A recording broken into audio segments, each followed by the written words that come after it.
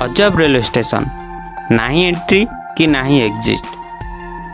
दुनियार सबुठु अजब railway station एठारे ना अच्छी एंट्री ना अच्छी एग्जिट।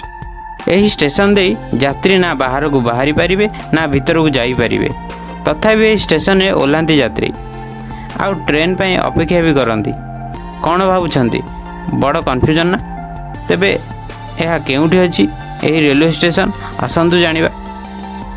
जापान में अच्छी यही बिना एंट्री एवं एग्जिट वाला रेलवे स्टेशन। दक्षिण जापान निशिकावा शिरयू लाइन रे यही स्टेशन अवस्थित। यार नाम शिरयू मिहाशी स्टेशन। एठारे केवल एकमात्र प्लाटफर्म रही। यही स्टेशन दे कौन से यात्री बाहर को बाहरी पारिबे नहीं कि भीतर को जाई पारिबे नहीं।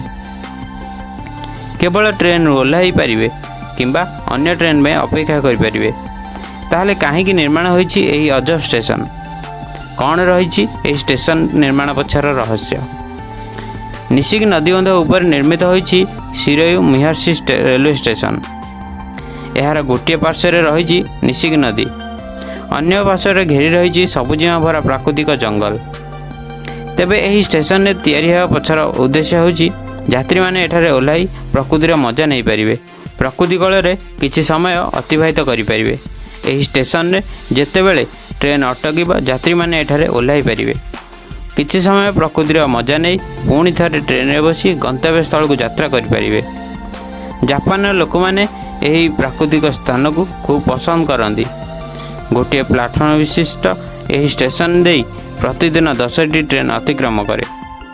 बसंत ऋतु रे झरणा पहाड़ एवं जंगल मनोरम दृश्य उपभोग करने को पर्यटक माने एही स्टेशन आसंती।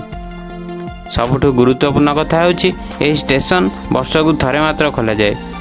मार्च 17 तारिख रे खोला जाए।